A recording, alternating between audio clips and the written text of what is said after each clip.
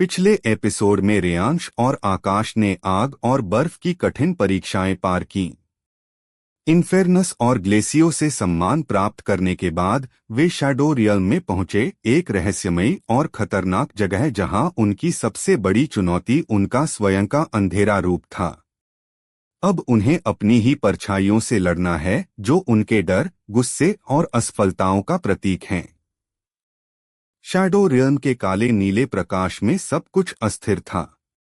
जमीन नीचे नहीं थी और आकाश ऊपर नहीं था। यह जगह जैसे मन और आत्मा की सीमाओं के पार थी।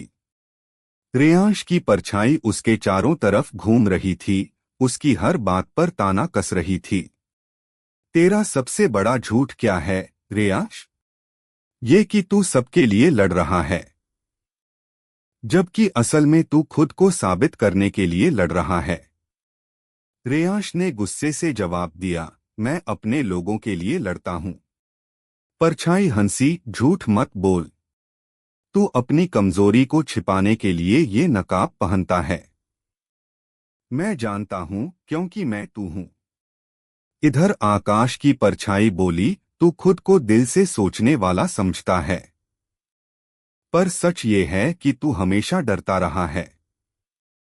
खो देने से, अकेले रह जाने से। आकाश की आंखों में गुस्सा नहीं, बल्कि डर झलकने लगा। पर वो बोला, हाँ, मैं डरता हूं, लेकिन वही डर मुझे मजबूत बनाता है। मैं उसे छिपाता नहीं, अपनाता हूं। रेयांश और आकाश दोनों अब अपने ही अंधेरे रूपों से जूझ रहे थे। ये कोई आम लड़ाई नहीं थी, ये मानसिक युद्ध था। रेयांश की परछाई ने हमला किया, उसके हाथों से काली लपटें निकलकर रेयांश के सीने से टकराईं। रेयांश ने बचने की कोशिश की, लेकिन हर बार उसके अंदर की बेचैनी को उभार देता।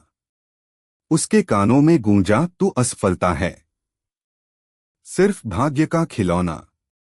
तभी रेयांश ने आंखें बंद की और गहरी सांस ली।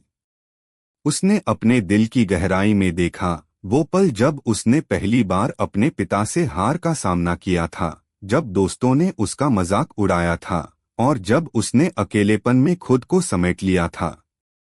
हाँ, मैं टूटा था, लेकिन मैंने खुद को जोड़ा है। तुम मेरी कमजोरी नहीं, मेरी कहानी हो।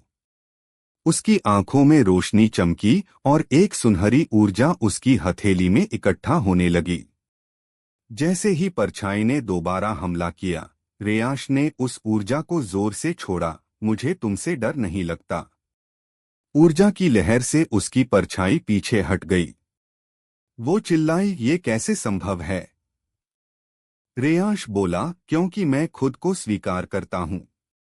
इधर आकाश भी अपनी परछाई से बहस कर रहा था। तू प्यार के नाम पर कमजोर बन जाता है, परछाई ने कहा। नहीं, आकाश शांत स्वर में बोला, मैं प्यार से ताकत लेता हूं। जो अपने लिए नहीं, दूसरों के लिए लड़ता है, वो कभी कमजोर नहीं होता। उसके चारों ओर नीली रोशनी चमकने लगी। जैसे ही परछाई ने हमला किया, आकाश ने हाथ बढ़ाकर उसे रोका। अब तुम मेरे अंदर नहीं रह सकती। दोनों की परछाइयां अब डगमगाने लगीं। धीरे धीरे वो धुंध बनकर गायब हो गईं। अचानक पूरे शैडो रियल्म में झिलमिलाहट हुई। जमीन बन गई, आसमान स्थिर हो गया। एक भारी दरवाजा सामने प्रकट हुआ, जिस पर लिखा था, स्वयं से जीतने वाले ही सच्चे योद्धा कहलाते हैं।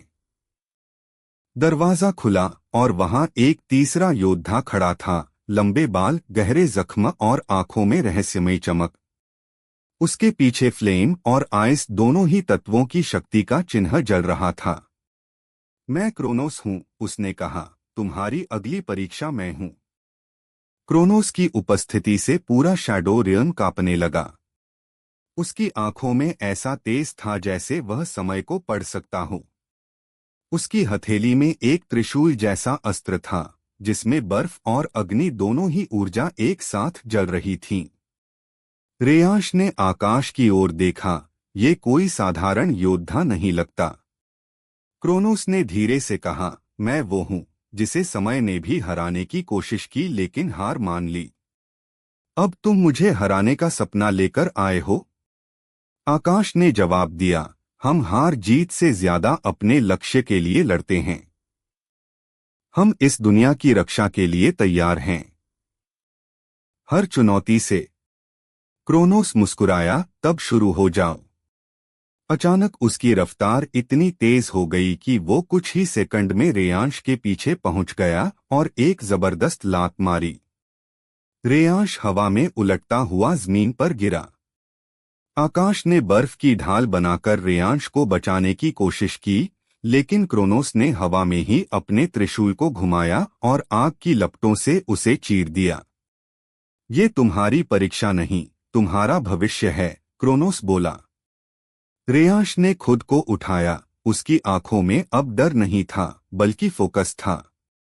उसने अपनी हथेली आगे बढ़ाई और अपनी एलिमेंटल फ्यूजन पावर को एक्टिवेट किया। इन्फेर्नस, ग्लेसियो, तुम्हारी दी हुई शक्ति अब मेरी आत्मा का हिस्सा है। Fusion mode activate. उसके शरीर पर अग्नि और बर्फ की धाराएं एक साथ घूमने लगीं और उसकी ऊर्जा और तेज हो गई। उसकी आंखें सुनहरी और नीली हो गईं, एक संतुलन की निशानी। आकाश ने भी अपनी शक्ति का उपयोग किया और अपने चारों ओर बर्फ के पंख बना लिए, जिससे उसकी गति और प्रतिक्रिया तेज हो गई। अब दोनों ने एक साथ हमला किया। रेयांश ने आग और बर्फ का कॉम्बो अटैक मारा, जबकि आकाश ने हवा में तेजी से घूमकर क्रोनोस पर बर्फीले तीर बरसाए। क्रोनोस ने पहली बार सीरियस होकर अपने त्रिशूल को जमीन में घोंपा। अचानक पूरी मीन हिलने लगी और समय धीमा हो गया। रेयांश चौंक गया, ये क्या? क्रोनोस बोला, मैं समय की गति को बदल सकता हूं।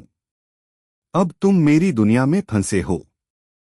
आकाश की चाल धीमी हो गई, रेयांश के अटैक धीमे हो गए। ऐसा लग रहा था कि वे किसी मोटे गिलास के अंदर से बाहर निकलने की कोशिश कर रहे हैं। लेकिन तभी रेयांश की आंखें चमकीं, मेरी शक्ति मेरी आत्मा से है और आत्मा समय से परे होती है। उसने अपनी ऊर्जा को केंद्रित किया और बर्फ और आग के फ्यूजन से एक नया विस्फोट किया, एलिमेंटल ब्रह्मास्त्र। उस विस्फोट ने समय की दीवारों को तोड़ दिया और सब कुछ फिर से गति में आ गया। क्रोनोस पीछे हटा, उसकी बाईं भुजा झुलस गई थी। असंभव, वह बड़बड़ाया। आकाश ने मौका नहीं गंवाया और बर्फ की श्रृंखलाओं से क्रोनोस के पैरों को जकड़ लिया। रेयांश ने अपनी पूरी शक्ति से अंतिम प्रहार किया, सोल इन्फ्यूज्ड फ्लेम बर्स्ट। धमाके के साथ क्रोनोस जमीन पर गिरा। उसकी आंखों में आश्चर्य और सम्मान दोनों थे। तुमने खुद को साबित कर दिया, वह बोला, और उसके शरीर से एक सुनहरी रोशनी निकली जो रेयांश और आकाश के अंदर समा गई। अब तुम अगले चरण में प्रवेश कर सकते हो, जहां सिर्फ शक्ति नहीं, विवेक भी तुम्हारी परीक्षा लेगा। शैडो रियल्म हिलने लगा और उनके सामने एक सुनहरा द्वार प्रकट हुआ, जिसके ऊपर लिखा था, विवेक ही सच्चे योद्धा का अगला हथियार है। क्या रेयांश और आकाश इस नए अध्याय में अपने अंदर के विवेक को जागृत कर पाएंगे? क्या समय और चेतना की सीमा से परे जाकर वे सच्चे फ्यूजन वॉरियर्स बन पाएंगे? जानिए आगे एपिसोड 24 में।